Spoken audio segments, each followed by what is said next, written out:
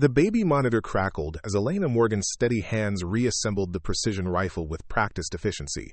Outside, the suburban neighborhood slept peacefully, unaware that the woman they trusted with their children had once been the most decorated sniper in Marine Corps history. Before we jump back in, tell us where you're tuning in from, and if this story touches you, make sure you're subscribed, because tomorrow I've saved something extra special for you. The sun peeked through the blinds of the Martinez family's spacious living room as Elena checked her watch. 6:30 a.m. She had another hour before 7-year-old Sophia and 5-year-old Lucas would wake up demanding pancakes. Plenty of time to finish cleaning her disassembled Remington 700, a ritual she performed every Thursday morning while the children slept, after their parents left early for their hospital shifts. Elena's fingers moved methodically over the bolt action, her muscle memory perfect even after 4 years away from active duty. The weight of the rifle parts felt familiar in her hands, comforting, like greeting an old friend. She'd named this particular rifle Mercy during her 3rd tour. The name had been darkly ironic then. Now it was just a whisper from a past life. "Miss Elena?" Sophia's small voice startled her. The little girl stood in the doorway, rubbing sleep from her eyes, her unicorn pajamas rumpled. Elena's hands moved with supernatural speed, sliding the rifle parts into the padded case beneath the coffee table before Sophia could fully register what she was seeing. "Hey, sweetie, you're up early," she said, her voice steady and warm, betraying none of the adrenaline now coursing through her veins. "What you doing?" Sophia asked, padding across the carpeted floor.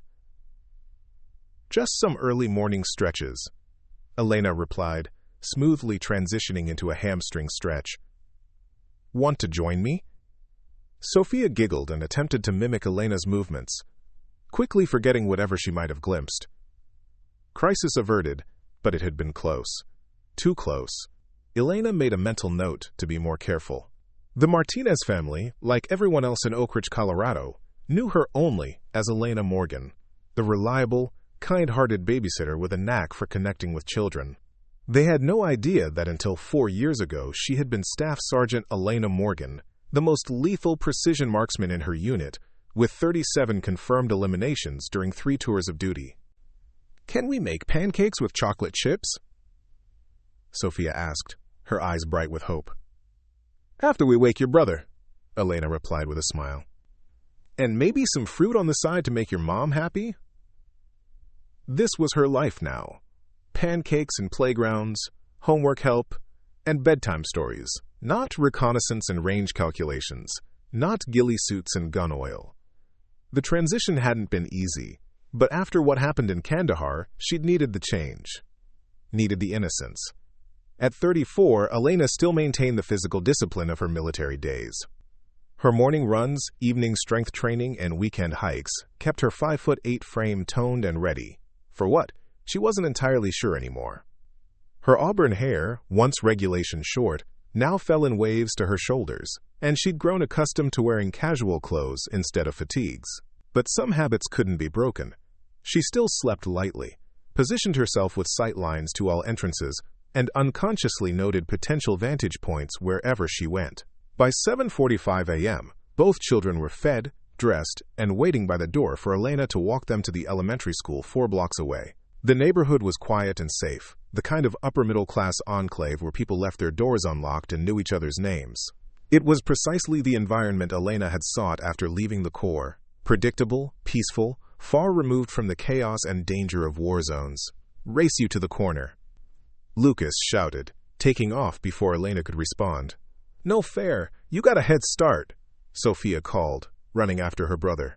Elena followed at a measured pace, her eyes continually scanning their surroundings. Another habit she couldn't shake.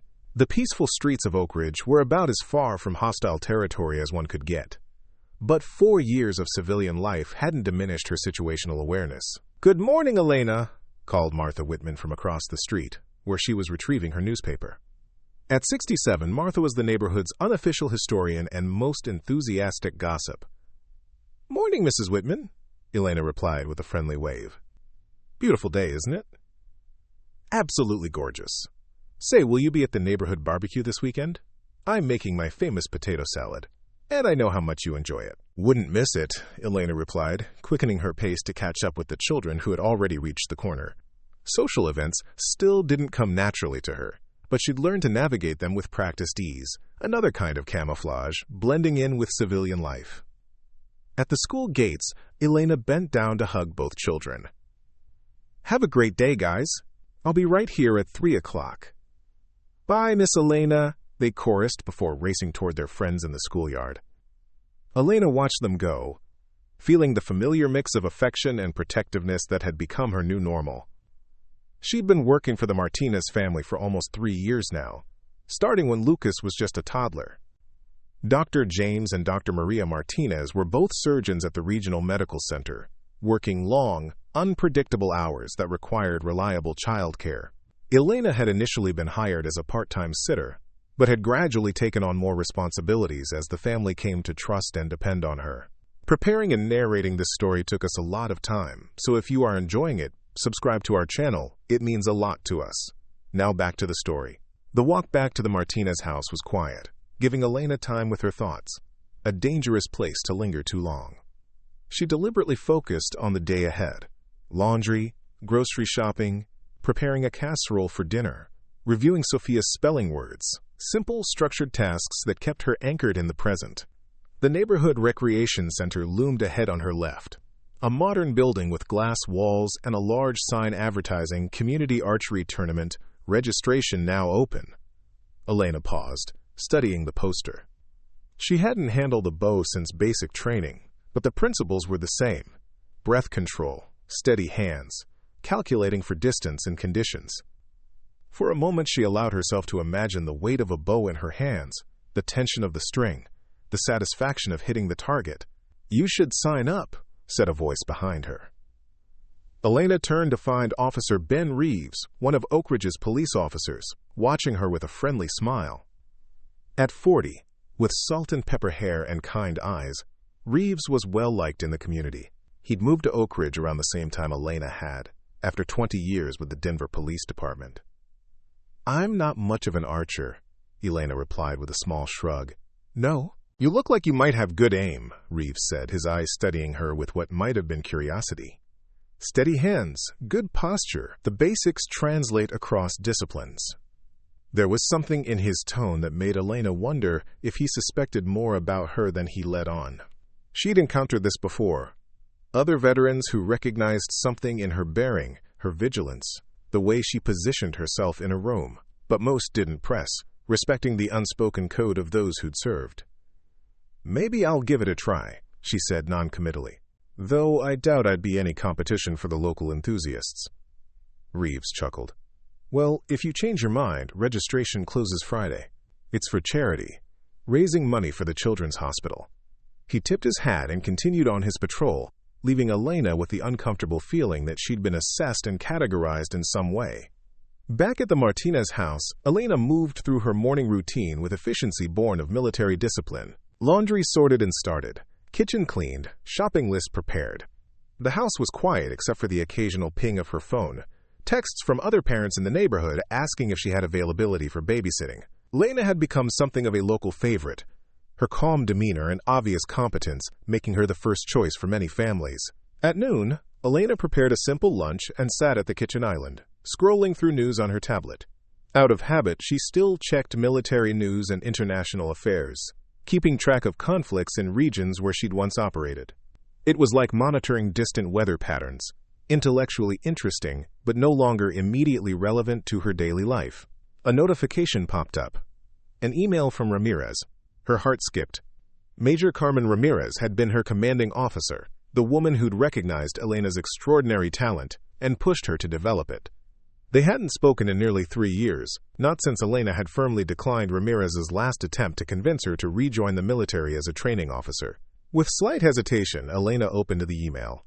"Morgan, hope civilian life is treating you well. Thought you might be interested in the attached article. Your replacement never quite filled your boots, though Taylor is showing promise. Annual qualification scores came in. Your record still stands, sire." The attachment was an article about advances in long-range precision shooting technology. Professional interest only, nothing personal, nothing pressuring. Still, Elena felt the familiar pull, the pride in being the best at something extraordinary, the camaraderie of the unit, the clarity of purpose that civilian life sometimes lacked. She closed the email without responding. That chapter was closed. She'd made her choice 4 years ago, after Kandahar, after watching through her scope as a mission went catastrophically wrong. After realizing that her exceptional skill had consequences that extended far beyond the immediate target. The afternoon passed quickly. Elena picked up the children from school, supervised homework, prepared dinner, and played 3 rounds of Uno before the Martinezes returned home around 7. Dr. Maria Martinez looked exhausted, the kind of bone-deep fatigue that came from a day of life-and-death decisions. "Tough day?" Elena asked quietly as she gathered her things to leave. Maria nodded, running a hand through her dark hair. "Lost a patient. Young guy, motorcycle accident. We tried everything, but—" She trailed off, her eyes moving to her children, now chattering excitedly with their father in the living room. "How were they today?" "Great," Elena assured her. Sophia aced her spelling test, and Lucas finished his art project for the science fair. "Thank you, Elena. I don't know what we'd do without you." Maria's gratitude was genuine, and Elena felt the familiar warmth of being truly useful, of making a difference in a small but meaningful way. "See you tomorrow," Elena said, slipping out the front door into the cool evening air. Her apartment was 15 minutes away by foot, a small but comfortable one-bedroom on the second floor of a converted Victorian house. Elena liked the high ceilings, the original hardwood floors, and most importantly, the clear sightlines from every window. Old habits. As she walked, her phone buzzed with a text from Diane Foster, another of her regular clients. "Emergency at work. Any chance you could take Max and Emma for the night? Doug's out of town. Would be a lifesaver." Elena texted back an immediate affirmative. The Foster kids were easy. 12-year-old Max was self-sufficient, and 10-year-old Emma was creative and independent.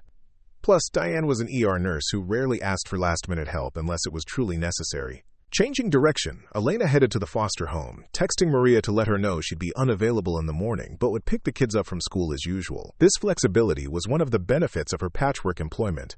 She set her own schedule, chose her clients carefully, and maintained the independence that was essential to her peace of mind. The Fosters lived in a smaller, older section of Oak Ridge, in a modest ranch-style home, with an impressive vegetable garden in the backyard. Diane was already dressed in scrubs when Elena arrived, her blonde hair pulled back in a practical ponytail. "You're a saint," Diane said, grabbing her keys and medical bag. There was a pile-up on the interstate, and they're calling in everyone.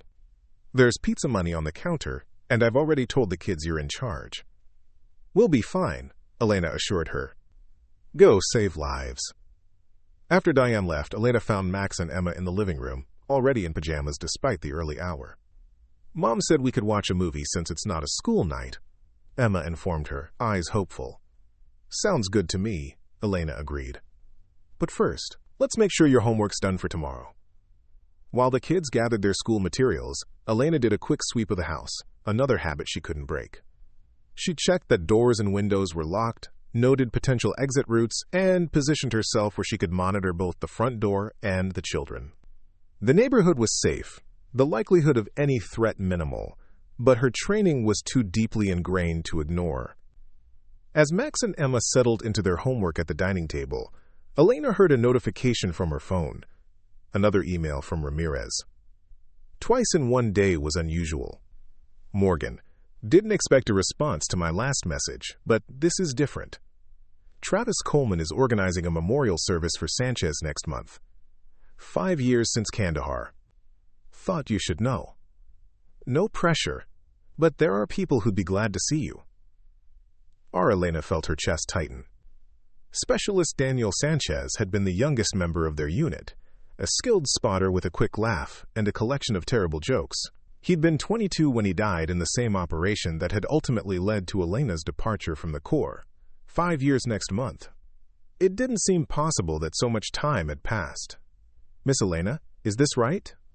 Emma's voice pulled her back to the present, the girl holding up a math worksheet with fractions circled in different colors. Elena tucked her phone away, pushing thoughts of Sanchez and Kandahar back into the compartmentalized section of her mind where she kept her military memories. "Let me take a look," she said, focusing on the colorful worksheet and the expectant face of the child before her. Later, after the kids were asleep in their beds, Elena sat in the Fosters' living room, the house quiet except for the ticking of the grandfather clock in the hall. She pulled out her phone again, reading Ramirez's message one more time before composing a reply. "Ramirez, thank you for letting me know about Sanchez. I'll think about it. Morgan." It wasn't a commitment, but it wasn't an outright refusal either. The thought of seeing her old unit, of confronting the memories and the guilt she'd been avoiding for years, made her stomach knot with anxiety. But Sanchez deserved to be remembered, and perhaps it was time to stop running from the past. Elena's thoughts were interrupted by a noise from outside, a car door closing followed by footsteps on the front path, too heavy to be Diane returning early. Elena was instantly alert, moving silently to the window to peer through a gap in the curtains. A man was approaching the front door, his face obscured by the porch shadows. Something about his movement pattern raised Elena's internal alarms. The deliberate placement of feet, the cautious scanning of surroundings. This wasn't a neighbor or a friend. This was someone trying not to be noticed. Elena moved swiftly to the kitchen, retrieving a heavy cast-iron skillet from the hanging rack. Not ideal, but better than nothing. She positioned herself beside the front door, out of sight from the windows, and waited. Her heart rate was elevated but controlled, her breathing steady. The familiar calm of operational readiness settled over her, a state she hadn't experienced in 4 years, but that her body remembered perfectly. The doorbell rang, a cheerful chime that seemed incongruous with the tension Elena felt. She didn't move, didn't answer. After a moment there was a knock, more insistent. "Hello? Is anyone home?" A male voice called. Surprisingly ordinary. Still, Elena remained silent, calculating. The children were asleep upstairs. If this was a burglar or someone with ill intent, answering the door would be a mistake. But if it was innocent, a neighbor, a friend of Diane's, ignoring it might cause unnecessary concern. The decision was made for her when she heard a key in the lock. The door opened slowly, and Elena raised the skillet, ready to strike. "Whoa!" The man jumped back, hands raised defensively. In the light from the hallway, Elena could see he was in his 40s, with a receding hairline and glasses. He was wearing jeans and a Colorado State University sweatshirt, and he looked absolutely terrified. "Don't hit me. I'm Doug, Diane's husband." Elena lowered the skillet, adrenaline still coursing through her veins. "Mr. Foster? Diane said you were out of town." "I was, but my conference ended early, so I caught a late flight home," he explained, still keeping a safe distance. "You must be Elena, the babysitter Diane mentions all the time. She texted that she got called in and you were staying with the kids." Elena felt a flush of embarrassment. Of course. The logical explanation. She'd overreacted, fallen back on combat responses that had no place in this suburban setting. "I'm sorry, Mr. Foster. You startled me." Doug laughed nervously, stepping fully into the house and closing the door behind him. "No, I'm sorry for scaring you. Though I have to say, that was some reaction. Where did you learn to move like that?" The question was innocent, but it pierced through Elena's carefully constructed civilian persona. "Just jumpy, I guess," she deflected, returning the skillet to its hook in the kitchen. "The kids are asleep upstairs. They had pizza for dinner and finished all their homework." Doug nodded, still studying her with curious eyes. "Diane says you're amazing with them. They talk about you all the time." Miss Elena, who knows how to build the best forts and can name all the constellations. Elena smiled, genuine warmth breaking through her lingering embarrassment. "They're great kids." "Well, since I'm home, you're officially off duty," Doug said. "Can I call you a cab or something?" "No need, I'll walk. It's not far." Elena gathered her small backpack, anxious now to leave, to process the adrenaline crash and the uncomfortable feeling of having her careful facade momentarily cracked. "At this hour? At least let me drive you," Doug insisted. Elena recognized that refusing would seem odd, so she acquiesced. The drive to her apartment was mercifully short, filled with Doug's friendly chatter about his conference and questions about the kids' activities that required only minimal responses from Elena. As they pulled up to her building, Doug said, Thanks again for helping out on such short notice. Diane says you're a godsend, always calm in a crisis, never flustered by anything the kids throw at you. He chuckled. Though I guess I saw a different side of that calm tonight. You were ready to take me out with that skillet. Elena managed to smile. Good night, Mr. Foster. Give my best to Diane when she gets home.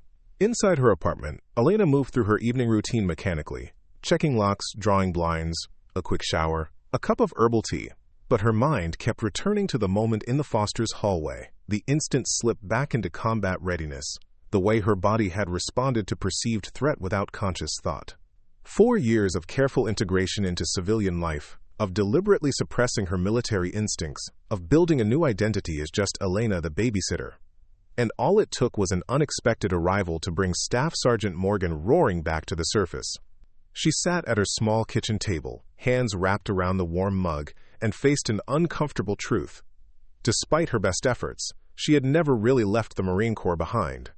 It was still there, in her reflexes, in her hypervigilance, in the precision with which she moved through the world. The skills and instincts that had made her an exceptional sniper were simply dormant, not gone. Elena's phone buzzed with a text from Diane. Doug made it home. Thanks again for being our hero tonight. Hero. The word sat uncomfortably in Elena's mind. The families she worked for saw her as some kind of domestic hero. Reliable, competent, always there in a pinch. They had no idea what kind of hero she'd been before, what kinds of actions had earned her medals that now sat in a locked box at the back of her closet.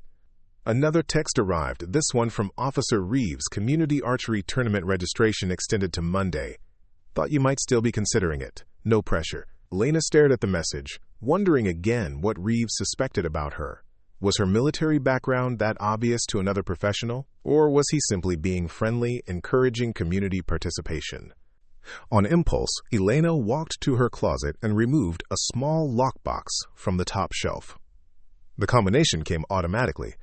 Her father's birthday, the day she'd enlisted. Inside were her medals, her discharge papers, and a small leather case. She opened the case to reveal a worn silver coin, her lucky talisman, carried through 3 tours and 37 confirmed operations. The coin had been a gift from her grandfather, himself a veteran, who had recognized something in Elena when she was just a child. Her extraordinary visual acuity, her natural understanding of ballistics, her ability to remain perfectly still for extended periods. You've got the eye, Ellie, he'd told her, teaching her to shoot on his rural property when she was just 10 years old. By 14, she could outshoot him consistently. By 18, she was enlisting in the Marines, determined to use her natural talents to serve her country.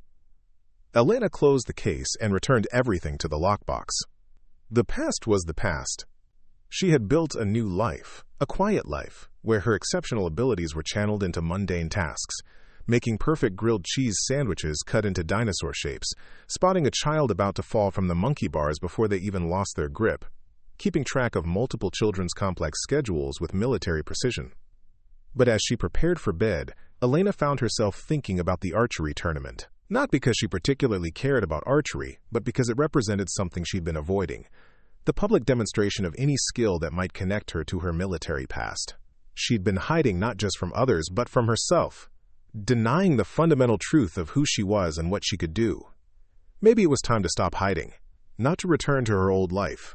That door was firmly closed, but to find a middle path, one where she could acknowledge her abilities without being defined by them or by the events in Kandahar that had driven her from the Corps.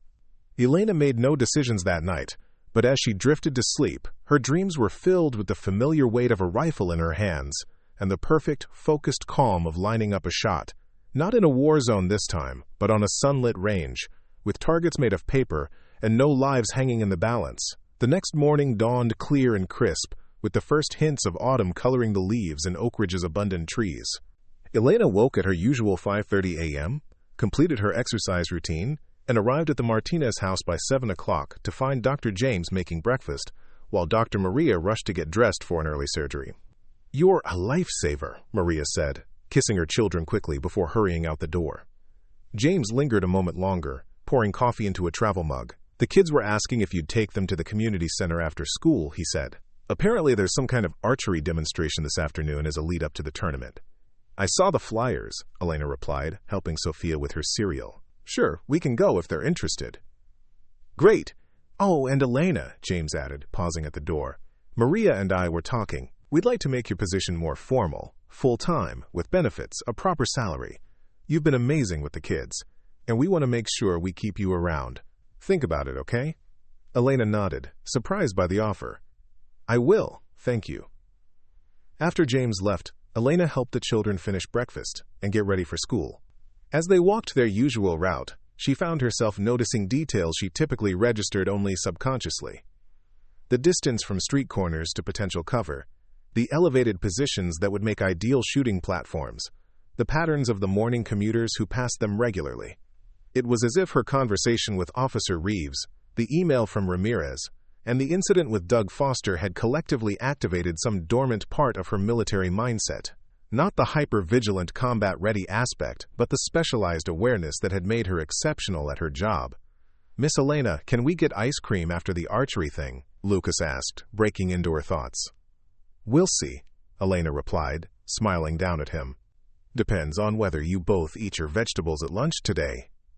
As they approached the school, Elena spotted Officer Reeves parked nearby, monitoring the morning drop-off. He nodded in greeting as they passed. Morning, Miss Morgan. Kids. His eyes held the same curious assessment she'd noticed yesterday. Good morning, Officer Reeves, Elena replied, keeping her tone casual. Beautiful day for community service. That it is. He smiled, a knowing glint in his eye. Decided about the tournament yet? Still thinking, Elena said, as the children ran ahead to join their friends. Well, if you're interested in getting some practice in, the range will be open this afternoon for anyone considering entering. No pressure, just an opportunity to see if you've got the knack. Elena nodded non-committally before continuing to the school gates, but as she watched the children disappear into the building, she made a decision. It was time to stop pretending she was just a babysitter with no remarkable skills. Not because she wanted recognition or accolades, but because denying her abilities had become its own kind of prison. The archery demonstration that afternoon was held in the community center's gymnasium, with targets set up at various distances and an instructor explaining basic technique to a small crowd of interested residents. Elena sat in the bleachers with Sophia and Lucas, watching as volunteers were invited to try their hand at hitting a target 20 meters away. Would anyone else like to give it a try? The instructor called after several residents had taken their turns with varying degrees of success. Miss Elena should try, Sophia said loudly, tugging on Elena's sleeve. You're good at everything. Before Elena could protest, Lucas joined in. Yeah, Miss Elena, show them how it's done. Several heads turned in their direction, including Officer Reeves, who was standing near the entrance. His eyebrows raised in silent challenge. I've never done archery before, Elena demurred, but the instructor was already approaching with a bow. Come on, give it a shot, he encouraged. Just for fun. Reluctantly, Elena stood and made her way to the shooting line. The bow felt foreign in her hands, lighter than her rifle, with different balance and tension. But the fundamental principles were the same. Stance, breathing, focus, follow-through. She knocked the arrow as instructed, drew the string back to her cheek, and took a deep breath. For a moment, everything else fell away. The watching crowd, the children's excited chatter, the years of hiding her abilities. There was only the target, the bow, and the perfect stillness inside her that had always been her greatest strength as a sniper. Elena released the breath and the arrow simultaneously. The satisfying thunk as it hit dead center of the bullseye was followed by surprised applause from the onlookers. Beginner's luck, she said with a self-deprecating smile, handing the bow back to the instructor. Try again, he urged, clearly impressed. Let's see if it was luck. Elena hesitated, then accepted the bow once more. The second arrow flew true, landing beside the first in the center of the target, and the third, and the fourth. You've done this before? The instructor said, no longer a question, but a statement. Not archery specifically, Elena admitted, but I understand the principles. By now, a small crowd had gathered, watching with increasing interest as Elena continued to place arrow after arrow in tight groupings at the center of the target. The children were cheering, clearly delighted to see their babysitter demonstrating such unexpected skill. Let's make it more challenging, suggested Officer Reeves, stepping forward. Move the target back to 50 meters. The instructor looked skeptical. That's competition distance. Most beginners can't even hit the target at that range. But the target was moved, and Elena adjusted her stance slightly, recalculating for the increased distance. Her fifth arrow flew straight and true, striking the bullseye with decisive force. "Where did you learn to shoot like that?" asked Martha Whitman, who had been watching wide-eyed from the sidelines. Elena lowered the bow, suddenly aware of the attention she was attracting. This wasn't what she had intended. A simple demonstration of competence had turned into a spectacle. She could see the questions forming in people's eyes, the curiosity about the babysitter who could shoot with professional precision. "My grandfather taught me," she said simply. It wasn't a lie, just not the complete truth.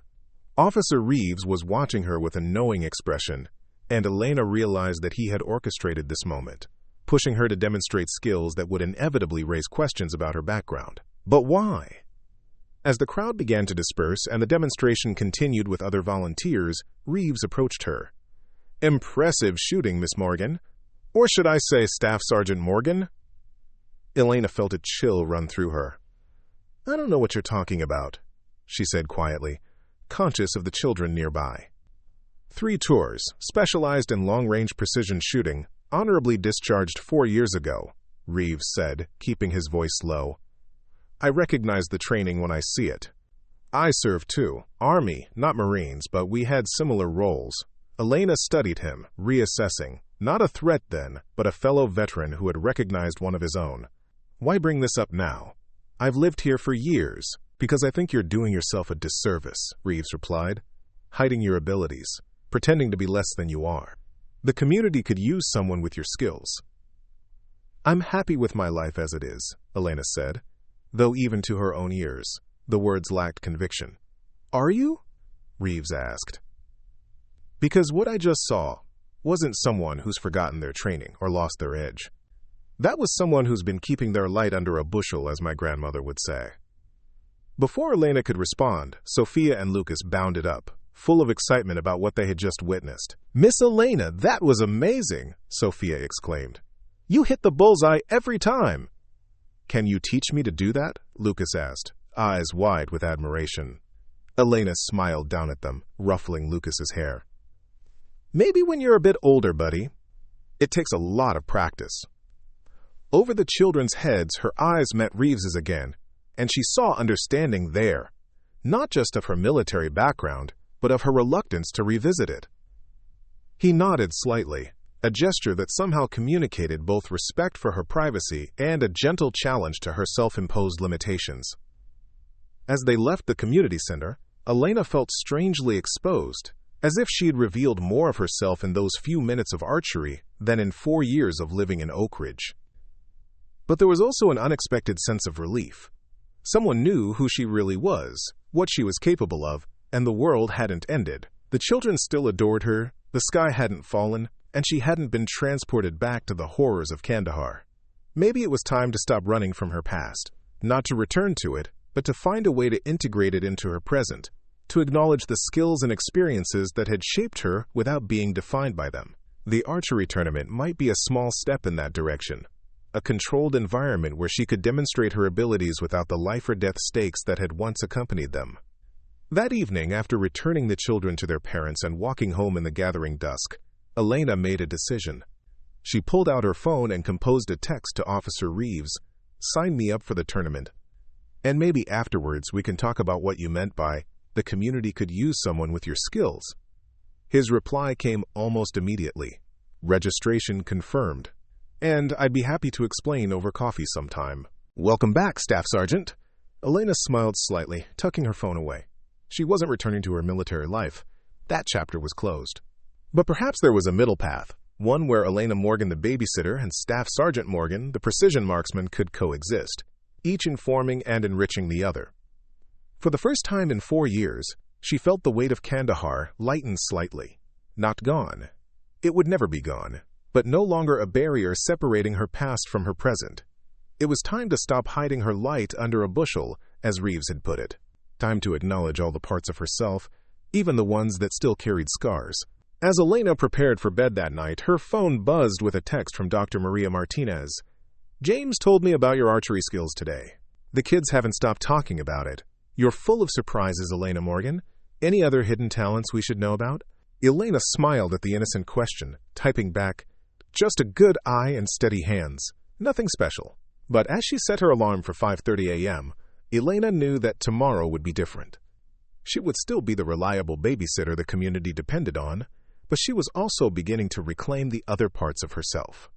The precision, the focus, the extraordinary abilities that had once defined her. The babysitter with the perfect aim was ready to step back into the light, on her own terms. The morning of the archery tournament dawned bright and clear, sunlight streaming through Elena's bedroom window as her alarm chimed at 5:30 a.m. For the first time in years, she allowed herself an extra 15 minutes of meditation, focusing on calming the nervous energy that had been building since her impromptu demonstration at the community center 3 days ago. Word had spread quickly through Oak Ridge's close-knit community.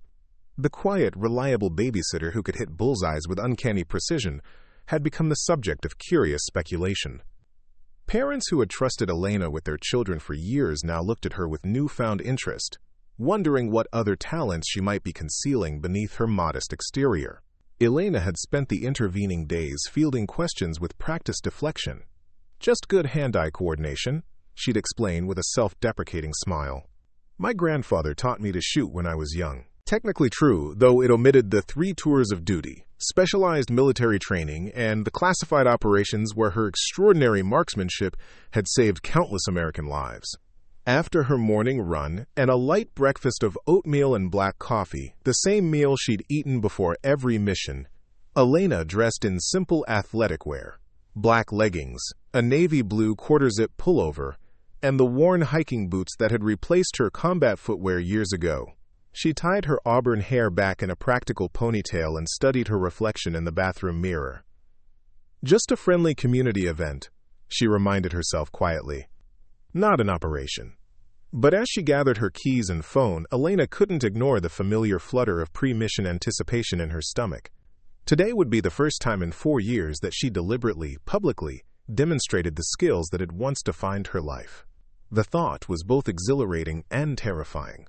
Her phone buzzed with a text message from Dr. James Martinez, "Kids insisting on coming to watch you crush the competition at the tournament."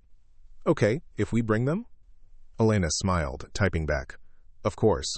Warning, it might be boring for them." James's response came quickly. "Are you kidding? After your performance at the demo? They've been telling everyone their babysitter is secretly Robin Hood." At the community center, the atmosphere was festive. Colorful banners announced the charity event, food trucks lined the parking lot, and families spread picnic blankets on the grassy areas surrounding the archery range. The tournament itself was set up with professional equipment, electronic scoring targets at varying distances, from 20 meters for beginners to 70 meters for advanced competitors. "Elena, over here!" Officer Reeves waved from the registration table where he was helping organize participant check-ins. As Elena approached, she noticed he was out of uniform, dressed instead in casual clothes that nonetheless couldn't disguise his military bearing. "Glad you made it. I've got you registered for the advanced division." Elena raised an eyebrow.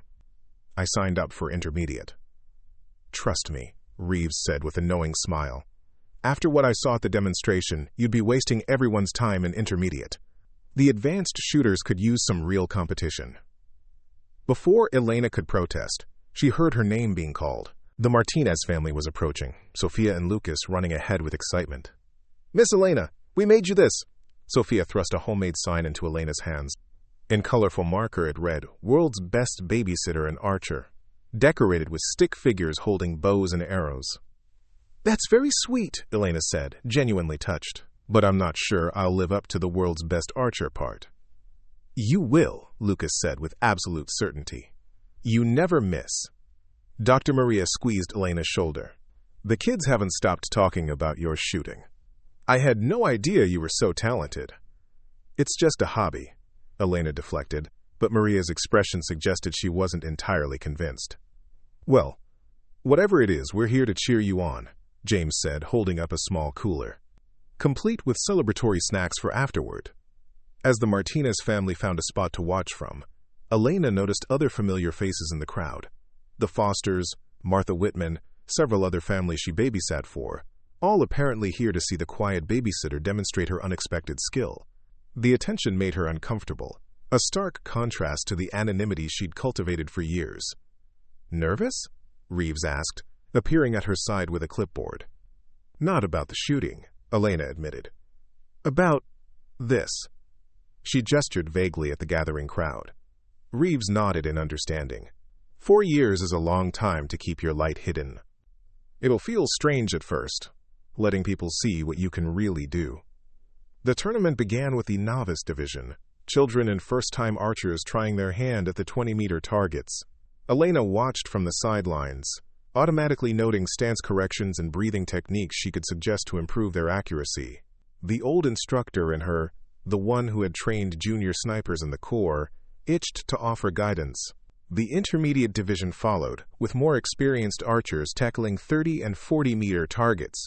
Elena observed their techniques with professional interest, mentally logging the variations in form and execution. Some had natural talent, but lacked discipline. Others compensated for mediocre aim with consistent technique. Finally, it was time for the advanced division. Only 8 participants had registered for this category, which required shooting at 50 and 70-meter targets, Olympic-level distances that demanded exceptional skill and precision. "Archers to the line," called the tournament director, a bearded man in his 60s who Elena recognized as a former competitive archer. "First round at 50 meters, 6 arrows per end, 5 ends total." Elena took her position, accepting the compound bow she'd been assigned. It wasn't her preferred tool. Too many mechanical advantages compared to the pure skill required for precision rifle shooting, but the fundamentals remained the same. She tested the draw weight, adjusted her stance, and waited for the signal to begin. "You've got this, Miss Elena," came Sophia's encouraging shout from the sidelines. As the whistle blew, Elena entered the focused state that had once been as natural to her as breathing. The crowd faded away, the nervous anticipation dissolved, and there was only the target, the bow, and the perfect stillness within her that had made her an exceptional sniper. 6 arrows, 6 bullseyes. Perfect score. The other competitors glanced at her with newfound respect as they retrieved their arrows. Most had scored well, but none had achieved perfection. "Nice shooting," said one man, extending his hand. "Dave Peterson, 3-time state champion. Haven't seen you at competitions before." "Elena Morgan," she replied simply. "First tournament." Peterson looked skeptical. "First tournament with scores like that? Were you a competitive archer somewhere else?" "Something like that," Elena said, grateful when the whistle blew for the second end, ending the conversation. The pattern continued through all 5 ends at 50 meters. Elena maintained perfect scores, her arrows grouping tightly in the center of the target with mechanical precision. The crowd's initial polite applause gave way to genuine amazement as her consistency became clear. This was no beginner's luck or casual talent. This was mastery. 70-meter round, announced the tournament director. Same format, 6 arrows per end, 5 ends total. At this distance, nearly the length of a football field, archery became as much about physics calculations as physical skill. Wind direction, arrow drop, minute variations in release. All factors that Elena had once calculated for shots at much greater distances, where the stakes were life and death rather than points on a scoreboard. As she prepared for her first shot, Elena felt a familiar presence beside her. Officer Reeves had positioned himself nearby, ostensibly to monitor the tournament, but clearly interested in witnessing her performance at this challenging distance. "Just like riding a bike, isn't it?" he murmured, too quietly for others to hear. Elena didn't respond verbally, but the slight quirk of her lips acknowledged the truth in his words. The skills that had made her exceptional in combat hadn't disappeared during her years of civilian life. They had merely been dormant, waiting for the opportunity to resurface. Her first arrow at 70 meters struck the bullseye dead center. The second and third followed suit. On the 4th arrow, a sudden gust of wind pushed it slightly off course, still within the bullseye, but not centered. Elena adjusted instantly for the 5th and 6th shots, compensating for the wind pattern she now understood. By the end of the 3rd round at 70 meters, the outcome was a foregone conclusion. Elena's score was nearly perfect, far ahead of even the most accomplished local archers. Spectators began gathering closer to watch her shoot, marveling at the consistency and precision that seemed almost superhuman to casual observers. "Has she competed nationally?" Elena overheard someone ask, "I've never seen anyone shoot like that outside the Olympics." "I heard she was military," came another whispered response. "Special forces or something." The speculation spread through the crowd, growing more elaborate with each retelling. Elena focused on her breathing, shutting out the distractions as she prepared for her final 6 arrows. This wasn't about proving anything to the crowd. It was about reconnecting with the part of herself she'd kept buried for 4 years. As she released her final arrow, another perfect bullseye, the crowd erupted in applause. The Martinez children were jumping up and down, waving their homemade sign enthusiastically. Even the other competitors were clapping, their initial competitive jealousy replaced by genuine appreciation for exceptional skill. "Ladies and gentlemen," announced the tournament director, "I believe we have a new course record. Perfect score at 50 meters and only 2 points deducted at 70 meters. Remarkable shooting from Elena Morgan." The award ceremony was brief but enthusiastic.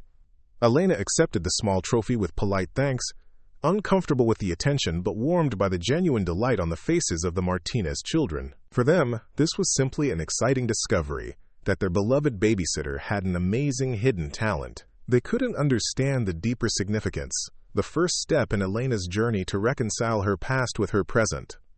As the crowd began to disperse, Officer Reeves approached, carrying 2 paper cups of coffee. "Thought you might need this," he said, offering one to Elena. "It's exhausting, isn't it? Not the shooting. That's second nature to you. But being seen. Really seen." Elena accepted the coffee gratefully. "How did you know?" "Been there myself," Reeves replied.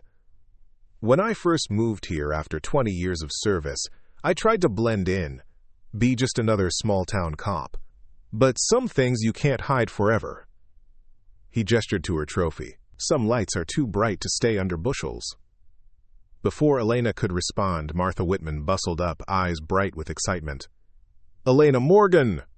What a dark horse you've turned out to be. You must tell us all where you learned to shoot like that. Was it in the Olympics? Professional competition?" Elena opened her mouth to deliver her standard deflection, but something in Reeves's steady gaze made her pause. "Actually, Mrs. Whitman, I was in the Marines. I served as a specialized marksman." The words felt strange in her mouth after years of careful omission, but also unexpectedly freeing. Martha's eyes widened. "The Marines? Well, that explains it. My late husband was Army, you know. Always had the greatest respect for Marines." She patted Elena's arm. "You must come to dinner next week and tell me all about it. My grandson is considering enlisting, and I'd love for him to hear from someone with real experience." As Martha bustled away to spread this new information, Elena turned to Reeves with an accusatory look. "You knew this would happen. Once I demonstrated my skills publicly, people would start asking questions." "People were always curious about you, Elena," Reeves replied calmly. "The too competent babysitter, with the hyper-vigilant scanning patterns and perfect posture. You weren't as invisible as you thought." Before their conversation could continue, the Martinez family approached, the children still buzzing with excitement. "That was amazing!" James exclaimed. "Where did you learn to shoot like that?" Elena took a deep breath, making a decision. "In the Marines. I was a specialized marksman for 3 tours." Maria's eyebrows rose in surprise. "A sniper? You?" Elena nodded, watching carefully for any change in their expression, any hint of the discomfort or unease that had led her to conceal her military background in the first place. But she saw only interest and growing respect. "That explains a lot," James said thoughtfully. "The way you're always so calm in emergencies, how you can keep track of both kids even when they're running in opposite directions. Why didn't you tell us?" Maria asked, genuine curiosity in her voice rather than accusation. Elena looked down at Sophia and Lucas, who were examining her trophy with fascination. "When I left the service, I wanted a different life. Something simpler, more peaceful. Taking care of children felt like the opposite of what I'd been doing." She hesitated, and sometimes people react strangely when they learn about my military specialty. "Well, we think it's cool," Lucas declared decisively. "Miss Elena was a superhero soldier." "That's not exactly," Elena began, but Sophia interrupted. "Can you teach me to shoot a bow like that? Please? The simple acceptance in the children's eyes, the lack of judgment or fear, loosened something that had been tight in Elena's chest for years. They saw her skill as something positive, impressive rather than frightening. Maybe others would too. "Tell you what," she said, crouching to the children's level. "If your parents agree, maybe we can sign you up for the youth archery program here. You'd learn from proper instructors, but I could help you practice." "Yes," the children chorused, turning pleading eyes to their parents. "Sounds like a plan to me," James agreed. "And Elena, that job offer we mentioned still stands. In fact, knowing about your background makes us even more confident you're the right person to take care of our kids." As the Martinez family headed toward the food trucks for a celebratory lunch, Elena felt a strange mixture of relief and apprehension. One family's positive reaction didn't guarantee that everyone would be so accepting of her military past, but it was a start. A small crack in the wall she'd built between her former and current lives. "Coffee's getting cold," Reeves observed, nodding toward the cup in her hand. Elena took a sip, grimacing at the bitter taste.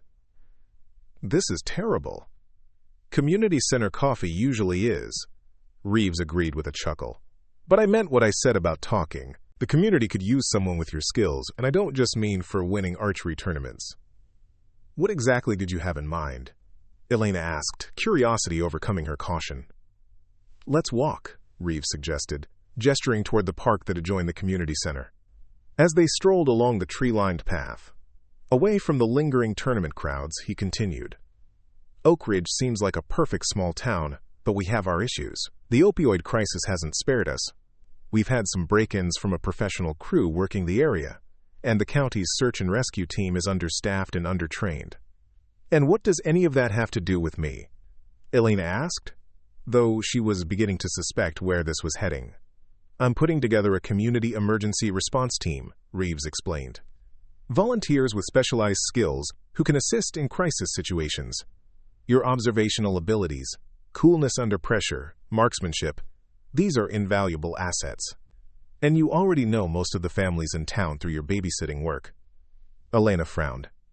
"I'm not looking to get back into any kind of combat situation." "This isn't combat," Reeves assured her. "It's about protecting the community you've chosen to call home. Search and rescue operations for lost hikers in the mountains, emergency response during natural disasters, perhaps some security consulting for local businesses. Your skills repurposed for purely civilian life-saving applications." They reached a small pond where ducks glided serenely across the surface. Elena watched them for a moment, considering Reeves's proposal.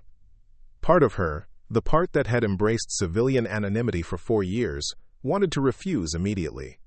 But another part, the part that had just experienced the liberation of publicly demonstrating her abilities, was intrigued. "I need time to think about it," she said finally. "Take all the time you need," Reeves replied.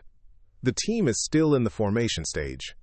"But Elena," he added, his voice serious, "don't let what happened in Kandahar define the rest of your life. Whatever it was that drove you from the Corps, it doesn't negate the good you could do with your abilities." Elena stiffened. "How do you know about Kandahar?" "I don't know the details," Reeves admitted, "but I recognize the look in your eyes. It's the same one I see in the mirror sometimes, the look of someone carrying something heavy from their service days, something that made them want to disappear into civilian life completely." The accuracy of his assessment was unsettling. Elena had spent years carefully constructing a life where no one would connect her to the events in Kandahar, where no one would look at her and see the sniper who had made a devastating mistake. "My situation is complicated," she said finally. "They usually are," Reeves agreed. "But isolation isn't healing, Elena. Trust me on that." Before she could respond, Elena's phone buzzed with a text message. It was from Major Ramirez. "Saw your name in a local news piece about an archery tournament. Coming out of hiding, Morgan?" "Good. About Sanchez's memorial. Transportation arranged if you decide to attend. Let me know." Elena stared at the message, surprised that news of a small-town charity event had somehow reached her former commanding officer. Then again, Ramirez had always had an uncanny ability to keep tabs on her personnel, even after they left the service. Problem? Reeves asked, noting her expression. No, Elena said, tucking the phone away. Just the past catching up. It has a way of doing that, Reeves observed. Question is, are you going to keep running or turn and face it? The question hung in the air between them, uncomfortably perceptive. For 4 years, Elena had been running from Kandahar, from her military identity, from the burden of her exceptional abilities and the responsibilities they entailed. The archery tournament had been a small step toward stopping that flight, but Reeves was suggesting something much more significant, reintegrating her skills into her new life in a meaningful way. I should get back, Elena said, glancing toward the community center where the Martinez family would be looking for her. Thank you for the coffee, terrible as it was. Reeves smiled, recognizing the deflection but not pushing further. Think about what I said. The team could use someone like you. And maybe you could use the team too.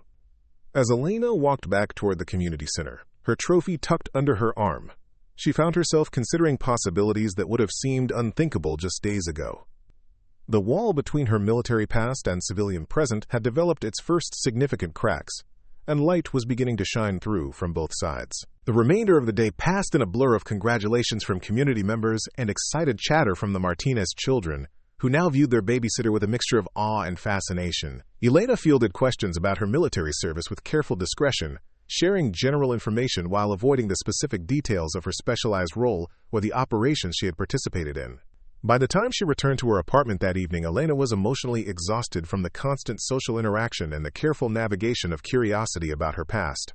She set the archery trophy on her kitchen counter, a tangible symbol of her first step toward reclaiming her full identity, and sank onto her couch with a deep sigh.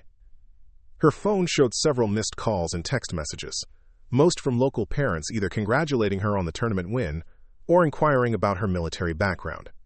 One message stood out from the others. Diane Foster had texted, Max wants to know if you'd be willing to talk to his scout troop about your Marine experience. No pressure. Just asking. Elena stared at the message, the implications settling heavily. Now that the community knew about her military background, there would be expectations, questions, requests like this one. People would look at her differently, expect different things from her. The comfortable anonymity of being, quote, just a babysitter was evaporating rapidly. Instead of immediately responding to any of the messages, Elena found herself opening her laptop and typing, quote, Specialist Daniel Sanchez Memorial Service into the search bar. The results included a small announcement on a military veteran's website, confirming what Ramirez had told her. A 5-year memorial service was being planned for the following month in San Diego, where Sanchez had grown up. 5 years since Kandahar. 5 years since the operation that had gone catastrophically wrong. 5 years of running from the memory of what had happened that day. From her role in it, from the consequences of her actions. Elena closed the laptop and walked to her bedroom closet, retrieving the small lockbox that contained her military mementos. Beside it was a larger case, sealed with a combination lock that she hadn't opened in 4 years. Her fingers hovered over the dial, muscle memory providing the combination without conscious thought. Inside was her disassembled precision rifle, carefully preserved in its custom foam padding. Not military issue. This was her personal weapon, purchased legally after her discharge. She had brought it with her to Oak Ridge, but had never assembled it, never practiced with it, never acknowledged its existence even to herself. Elena ran her fingers lightly over the components, the familiar contours evoking memories both satisfying and painful. 37 confirmed eliminations. 37 lives ended through the extraordinary combination of skill, training, and natural talent that had made her exceptional. And one devastating mistake that had cost Sanchez his life and driven her from the Corps. Elena closed the case without removing any of the components. She wasn't ready for that step yet. The archery tournament had been one thing, a public demonstration of skill in a controlled civilian context. But reconnecting with the actual tools of her military specialty, with the weapon that had defined her service identity, that was a threshold she wasn't prepared to cross. Not yet. As she prepared for bed, Elena's phone buzzed with another message. This one was from Officer Reeves. First meeting of the Community Emergency Response Team, Thursday 7 p.m. at the station. No commitment required. Just come and listen. Consider it reconnaissance. Despite herself, Elena smiled at his choice of words. Reconnaissance.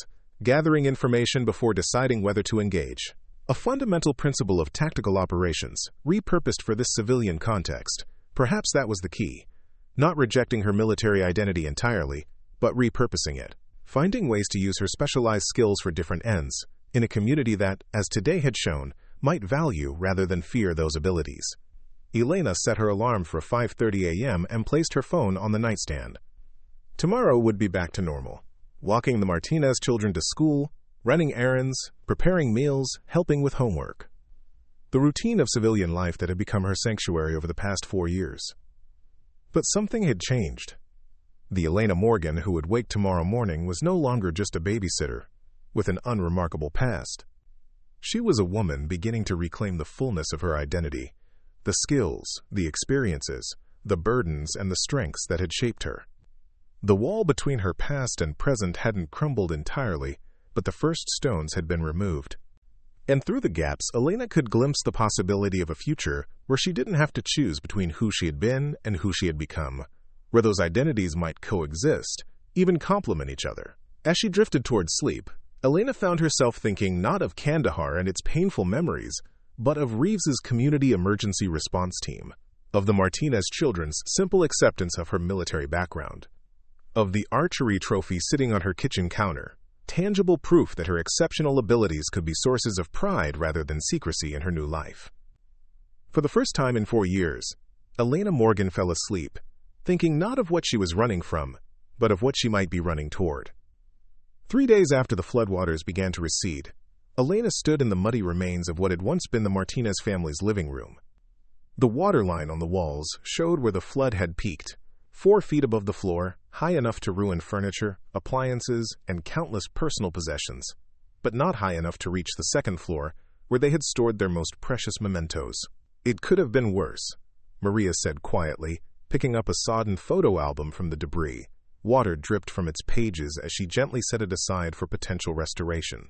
"If we hadn't evacuated when we did, if you hadn't helped us." Elena nodded, surveying the damage with the same clinical assessment she'd once applied to battlefield conditions. "The structure is sound. It's mostly cosmetic damage and lost possessions." "Just things," James agreed, his arm around Maria's shoulders.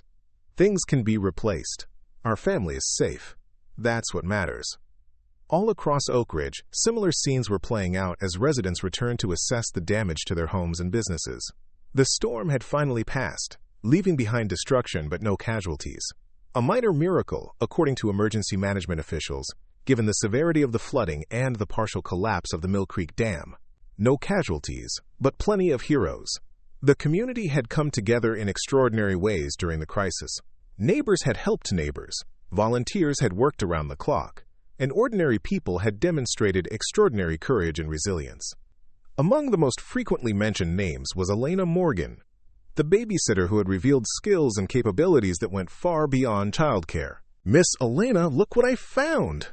Sophia called from the staircase, holding up a muddy but intact stuffed rabbit. "Mr. Hoppy survived," Elena smiled, genuinely warmed by the child's delight in this small victory. "That's excellent news. Maybe Mr. Hoppy needs a bath after his adventure." As they continued the grim task of salvaging what could be saved and discarding what couldn't, Elena's phone buzzed with a message from Officer Reeves. "Emergency response team debrief at the station, 7 p.m. Your presence specifically requested by the mayor." Elena stared at the message, a mixture of emotions washing over her. During the crisis, she had operated on instinct and training, focused entirely on the immediate needs of the community.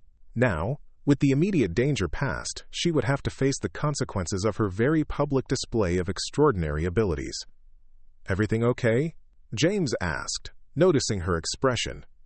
"Yes," Elena replied, tucking the phone away. "Just a meeting about the emergency response." James studied her for a moment. "You know, when we first hired you 3 years ago, we thought we were just getting an exceptionally competent babysitter. Turns out we had a genuine hero living in our guest room 3 days a week." Elena shook her head slightly. "I'm not a hero, James. I just have certain skills that happen to be useful in this situation." "That's the thing about heroes," James said thoughtfully. The real ones never think they are one. By the time Elena arrived at the police station that evening, she had spent hours helping the Martinez family salvage what they could from their home, then assisted 3 other families on their street with similar recovery efforts. Her muscles ached from the physical labor, but it was a clean, honest exhaustion, far different from the soul-deep weariness that had driven her from the core 4 years earlier. The station's conference room was packed with members of the hastily assembled Community Emergency Response Team, local officials, and representatives from county and state emergency management agencies. Conversations hushed as Elena entered, and she felt dozens of eyes tracking her movement as she found an empty seat near the back. Mayor Patricia Delaney, a formidable woman in her 60s who had coordinated much of the town's response efforts, called the meeting to order. First and foremost, I want to thank each of you for your extraordinary service during this unprecedented crisis. Oak Ridge faced a disaster that could have resulted in significant loss of life, and instead we emerged with no casualties and minimal serious injuries. That outcome wasn't luck. It was the result of your courage, dedication, and selflessness. A round of applause followed this statement, people nodding in acknowledgement of their collective achievement. Elena remained still, uncomfortable with any form of recognition. I've asked you here today not only to express the town's gratitude, but to discuss how we move forward, the mayor continued. This flood has exposed vulnerabilities in our infrastructure and emergency response systems that must be addressed, but it has also revealed extraordinary strengths within our community, resources we didn't fully recognize until they were needed. Her gaze settled on Elena, who resisted the urge to shrink from the attention. Ms. Morgan, I believe Officer Reeves has a particular acknowledgement to make regarding your contributions. Reeves stood, addressing the room with the quiet authority that had made him a natural leader during the crisis. For those who don't know, Elena Morgan joined our emergency response efforts without hesitation when the evacuation orders were issued. Over the next 72 hours, she personally participated in 23 rescue operations, including several that required extraordinary skill and courage. Murmurs rippled through the room as Reeves continued. Most notably, Ms. Morgan single-handedly reached the Bradley teenagers when their farmhouse was surrounded by floodwaters, creating an improvised crossing that seasoned rescue professionals considered impossible, then establishing an extraction system that brought both young people to safety before the structure collapsed. The murmurs grew louder, people turning to look. She maintained her composure through years of practiced discipline, though internally she was calculating exit strategies from this uncomfortable spotlight. What Officer Reeves is tactfully not mentioning, interjected Sullivan, the former firefighter who had witnessed her crossing, is that Morgan moved across 75 meters of floodwater by basically dancing across floating debris and partially submerged objects. I've never seen anything like it in 20 years of rescue work. The point, Reeves continued, is that Ms. Morgan demonstrated skills and abilities that clearly reflect specialized training and experience. Training and experience that could be invaluable to our community moving forward. The mayor nodded, picking up the thread. Ms. Morgan, the town council has authorized me to offer you a position as Oak Ridge's emergency preparedness coordinator. This would be a part-time role, allowing you to continue your childcare work if you wish, but providing the community with access to your clearly exceptional abilities in emergency situations. Elena hadn't expected this development. She had anticipated questions about her background, perhaps some uncomfortable conversations about her military service, but not a job offer that would essentially institutionalize her formerly hidden skills as a community resource. I appreciate the offer, she said carefully, but I'm not sure I'm the right person for such a public position. If I may, Reeves interjected, Elena has been understandably private about her background. What I believe the mayor is suggesting is that whatever specialized training and experience you possess could benefit our community without requiring you to disclose details you prefer to keep private. The mayor nodded in agreement. Exactly. Ms. Morgan, we don't need to know the specifics of your past. What matters is that you have abilities our community needs. The position would involve developing emergency plans, training volunteers, and being available during crisis situations. Your privacy regarding your background would be respected. Elena felt the weight of every eye in the room as she considered the offer. For 4 years, she had deliberately separated herself from anything resembling her military role, seeking redemption through the simple care of children rather than the application of her specialized skills. But the flood had forced those skills back into use, and she couldn't deny the satisfaction she had felt in deploying them to save lives rather than take them. I need time to consider it, she said finally. Of course, the mayor agreed. Take a week. But know that this community would be extraordinarily fortunate to have someone with your capabilities helping to prepare for future emergencies. As the meeting continued with discussions of recovery efforts and infrastructure repairs, Elena found herself contemplating a future very different from the careful anonymity she had constructed. The wall between her past and present had been breached by floodwaters, both literal and metaphorical. The question now was whether to rebuild that wall or to create something new, a life that integrated rather than compartmentalized the different aspects of her identity. After the meeting, Elena stepped outside into the cool evening air, needing space to process the unexpected turn of events. She found Reeves waiting by her car, his expression thoughtful. You set this up, she said. Not a question, but an observation. The mayor came to me asking if you had formal emergency response training, Reeves replied unapologetically. I told her you had relevant skills that would be an asset to the community. The job offer was her idea. And the public acknowledgement of my, quote, extraordinary abilities? Was that her idea too? Reeves shook his head slightly. You performed impossible rescues in front of dozens of witnesses, Elena. Your cover, if that's what you want to call it, was blown the moment you decided to cross that floodwater to reach those kids. I just helped frame the narrative in a way that respects your privacy while acknowledging your contributions. Elena leaned against her car, suddenly tired. For 4 years I've been just a babysitter. No extraordinary abilities, no specialized training, no military background. Just Elena Morgan, reliable childcare provider. And were you happy? Reeves asked quietly. Truly happy, hiding so much of yourself from the world? The question hung in the air between them, uncomfortably perceptive. Elena had been content in her civilian life, finding genuine joy in caring for children and being part of their growth. But she had also been carefully constrained, always monitoring herself to ensure she didn't reveal too much of her true capabilities, always carrying the weight of Kandahar alone because no one in her new life knew what had happened there. It wasn't about happiness, she said finally. It was about penance, I suppose, finding a way to balance the scales. Reeves nodded in understanding. I get it. I really do. When I left Denver PD after 20 years, it was because a situation went bad, and a young officer under my command was killed. I came here looking for anonymity too, a place to be just another small-town cop with no complicated history. Elena studied him with new interest. What changed? I realized I was doing that young officer a disservice, Reeves said. He died because I hadn't properly prepared him for what we faced. By hiding my experience, by not using what I'd learned to train others, I was ensuring that his death taught nothing, changed nothing. The parallel to her own situation, to Sanchez's death in Kandahar and her subsequent retreat from her military identity, was too pointed to ignore. Elena had been carrying the weight of that day for years, believing that the best way to honor Sanchez's memory was to leave behind the life where she had failed to protect him. But what if the opposite was true?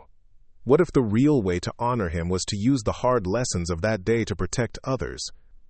The memorial service for Sanchez is next week, she said abruptly, in San Diego. Reeves nodded, accepting the apparent non sequitur. Are you going? I wasn't planning to, Elena admitted, but now I'm thinking maybe I should. Facing the past doesn't mean you have to return to it, Reeves observed. Sometimes it just means making peace with it so you can move forward. As they stood in the quiet parking lot, the distant sounds of recovery work still audible even at this late hour, Elena felt something shift within her. Not a dramatic revelation, but a quiet realignment, like a dislocated joint finally settling back into place. I'll think about the job offer, she said. That's all anyone's asking, Reeves replied. And Elena? Whatever you decide about the position, know that this community sees you now. Really sees you. And they're grateful for who you actually are, not just who you've been pretending to be. The following morning, Elena arrived at the Martinez house to find James and Maria in the midst of clearing out water-damaged furniture. The children were at school. The building had been spared major damage due to its elevated location, giving the parents time to deal with the worst of the destruction. Perfect timing, James said, looking up with relief as Elena entered. We could use another pair of hands. Elena set down her bag and immediately joined the effort, her strength and efficiency making quick work of tasks that had been overwhelming the exhausted couple. As they worked, the conversation turned to the future. Repairs, insurance claims, whether to replace damaged items or take the opportunity to redecorate. "What about you, Elena?" Maria asked as they paused for a water break. "We heard the mayor offered you a position with emergency services." Elena shouldn't have been surprised that news had traveled so quickly in their small community. "News travels fast." "Small town," James shrugged. "Plus, the mayor called us directly to ask about your character and reliability. She's very enthusiastic about bringing you on board." "I haven't decided yet," Elena said, lifting another waterlogged cushion into a debris bag. Maria sat on the edge of a salvaged chair, studying Elena with the perceptive gaze that made her an excellent diagnostician. "What's holding you back? You were amazing during the flood. Everyone's talking about how you saved those teenagers." Elena continued working, buying time as she considered how to explain the complex mixture of emotions surrounding the decision. "Taking a public role means answering questions about my background, my training. There are aspects of my military service I've preferred to keep private." James and Maria exchanged glances, a silent communication between long-married partners. "Elena," James said carefully, "we've respected your privacy for 3 years. We never pushed when it was clear you didn't want to discuss your past. But after what we saw during the flood, your leadership, your incredible physical capabilities, the way you move through dangerous situations with such precision, we have to ask, what exactly did you do in the Marines?" The question hung in the air, direct but not demanding. These people had trusted her with their children for years. They had welcomed her into their home, made her part of their family in many ways. If she couldn't be honest with them, who could she be honest with? "I was a sniper," Elena said quietly, the words feeling strange after years of careful avoidance. "A specialized marksman with advanced training in stealth movement, long-range precision shooting, and tactical operations. 3 tours, 37 confirmed eliminations." She waited for their reaction. The slight withdrawal, the reassessment of who she was based on this new information, the inevitable questions about killing that civilians always seem to ask. Instead, Maria simply nodded. "That explains a lot," she said. "The way you're always so aware of your surroundings, how you position yourself in rooms, your extraordinary focus when you're helping the kids with detailed projects. You're not uncomfortable with this?" Elena asked, genuinely surprised by their calm acceptance. James shook his head. "Elena, you've been caring for our children for 3 years. We've seen your gentleness, your patience, your fundamental decency. Learning about your military specialty doesn't change who we know you to be. If anything," Maria added, "it makes us even more grateful that someone with your capabilities chose to use those same skills. The focus, the discipline, the precision, to care for our children. The acceptance in their eyes, the lack of judgment or fear, loosened something that had been tight in Elena's chest for years. These people who knew her best in her civilian life weren't horrified by the revelation of her military specialty. They saw it as simply another aspect of who she was, not a contradiction to the caring person they'd come to know." "There's more to it," Elena admitted, setting down the debris bag and facing them directly. "The reason first left the Corps, why I've been hiding, I suppose, was because of what happened in Kandahar, my last mission." Slowly, hesitantly at first, but then with increasing clarity, Elena told them about Specialist Daniel Sanchez, the youngest member of her unit, a skilled spotter with a quick laugh and terrible jokes. About the mission that had gone catastrophically wrong, the split-second decision she had made that resulted in his death, the weight of guilt and responsibility she had carried away from the battlefield. "So I left," she concluded. "Requested transfer to non-combat duties, then discharge when my enlistment ended.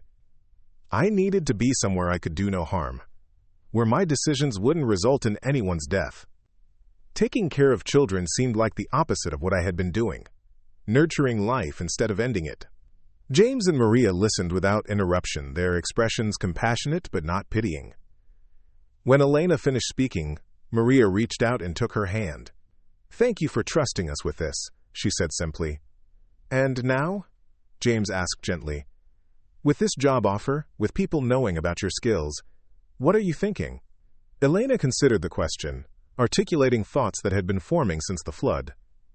I'm thinking that maybe there's a middle path. Not going back to who I was, but not hiding from it either. Finding a way to use my training and abilities to protect rather than harm. That sounds like wisdom to me, James said. And for what it's worth, Elena, we think you'd be excellent at helping this community prepare for future emergencies. The children would certainly sleep better knowing Miss Elena is keeping the town safe. The conversation shifted to practical matters. The logistics of combining childcare with emergency preparedness duties, the boundaries Elena would need to establish regarding questions about her military service, the challenges of stepping into a more public role after years of deliberate anonymity.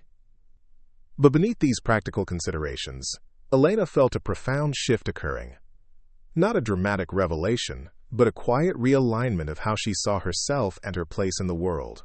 The wall between her military past and civilian present wasn't crumbling so much as being carefully dismantled, stone by stone, allowing her to reclaim parts of herself she had locked away for years. That evening, Elena sat at her kitchen table and composed 2 messages. The first was to Major Ramirez. I'll be at Sanchez's memorial. Please forward details for the transportation you mentioned. The second was to Mayor Delaney. I'd like to discuss the emergency preparedness position further. Available to meet at your convenience. With these simple communications, Elena took the first concrete steps toward integration rather than compartmentalization, toward a future where she could acknowledge all aspects of her identity rather than hiding from the parts that carried pain. The following week brought significant changes. Elena met with Mayor Delaney and the town council to discuss the parameters of her new role, carefully establishing boundaries regarding her privacy while agreeing to share her expertise in emergency planning and response. She worked with the Martinez family and other clients to adjust her childcare schedule, reducing her hours but maintaining her connections with the children who had become so important to her. And she prepared for the journey to San Diego to face the memory of specialist Daniel Sanchez and the others who had served alongside her in Viper Unit. The memorial service was held at a small chapel near the beach, Sanchez's favorite spot in his hometown. Elena arrived early, standing at the back as other attendees filtered in, mostly family members, a few civilians, and a distinct group that she immediately recognized as military, though they wore civilian clothes now. Major Ramirez spotted her immediately, crossing the chapel with the same purposeful stride that had once commanded respect from an entire unit. At 52, with her dark hair now threaded with silver, Ramirez still carried herself with the unmistakable bearing of a career officer. Morgan, she said simply, extending her hand. Wasn't sure you'd come. Neither was I, Elena admitted, accepting the handshake, but it felt like time. Ramirez nodded, understanding in her eyes. 5 years is a long time to carry something alone. Is that what I've been doing? Elena asked quietly. Isn't it? Ramirez countered. Hiding in a small town, pretending to be someone else, cutting yourself off from everyone who knew what happened that day. Put so bluntly, Elena couldn't deny the accuracy of the assessment. I needed the distance, she said, to figure out who I was apart from what happened in Kandahar. And have you? Figured it out. Elena thought about the past week, about the job offer that would allow her to use her specialized skills for civilian protection, about the Martinez family's acceptance of her full identity, about the wall between her past and present that was gradually being dismantled. I'm working on it, she said honestly. The service itself was simple but moving. Remembrances of Sanchez from family members and fellow Marines. Stories that captured his humor, his dedication, his fundamental decency. Elena sat quietly, absorbing it all, feeling the weight of his absence, but also, for the first time, truly celebrating who he had been, rather than focusing solely on how he had died. Afterward, as people gathered in small groups to share additional memories, Elena found herself approached by a middle-aged couple she recognized from photos as Sanchez's parents. You're Elena Morgan, Mrs. Sanchez said, her eyes studying Elena's face with careful attention. Daniel Spotter told us about you. Said you were the best marksman in the Corps. Elena felt a flutter of panic at being so directly connected to her military identity. But she nodded, respecting their right to know who she was. Your son was an exceptional Marine, Mrs. Sanchez. I was honored to serve with him. He wrote about you in his letters home, Mr. Sanchez said, his voice rough with emotion. Said you could shoot a cigarette out of a man's mouth at 1,000 yards. Said he'd never felt safer than when you were on Overwatch. The words pierced Elena's carefully maintained composure. All these years, she had carried the weight of Sanchez's death, the belief that she had failed him in the moment when it mattered most. She had never considered how he might have viewed their service together before that final mission. I didn't protect him, she said, the admission painful but necessary. In Kandahar. We know what happened, Mrs. Sanchez interrupted gently. Major Ramirez made sure we understood. Daniel chose to stay behind to cover the extraction. That was his decision, his courage, not your failure. Elena had replayed the events of that day thousands of times in her mind. The mission that had turned into an ambush, the split-second decisions required as their position was compromised, Sanchez volunteering to provide covering fire while the rest of the unit extracted, her order for him to withdraw that had come too late. I was the senior officer, she said quietly. The responsibility was mine. And you've carried it for 5 years, Mr. Sanchez observed. Major Ramirez told us you left the Corps afterward, that it affected you deeply.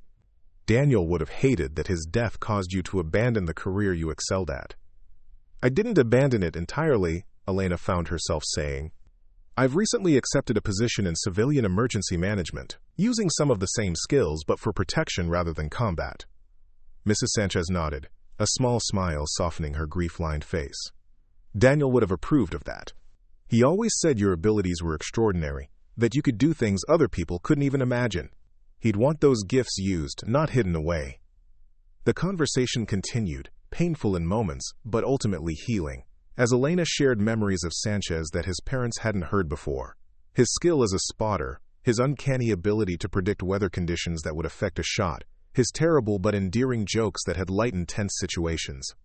By the time they parted, something fundamental had shifted in Elena's understanding of her relationship to Sanchez's memory. She would always carry responsibility for that day in Kandahar, but perhaps the way to honor his sacrifice wasn't to hide from her abilities, but to repurpose them, to use the extraordinary skills she possessed in service of life rather than death. As the gathering dispersed, Elena found Major Ramirez waiting near the chapel entrance. Walk with me, Ramirez suggested, gesturing toward the beach path. They strolled in silence for several minutes, the Pacific Ocean stretching before them vast and timeless. Finally, Ramirez spoke. I've been keeping tabs on you, you know. Not interfering, just aware. The archery tournament caught my attention. Then, the flood response. Quite impressive by all accounts.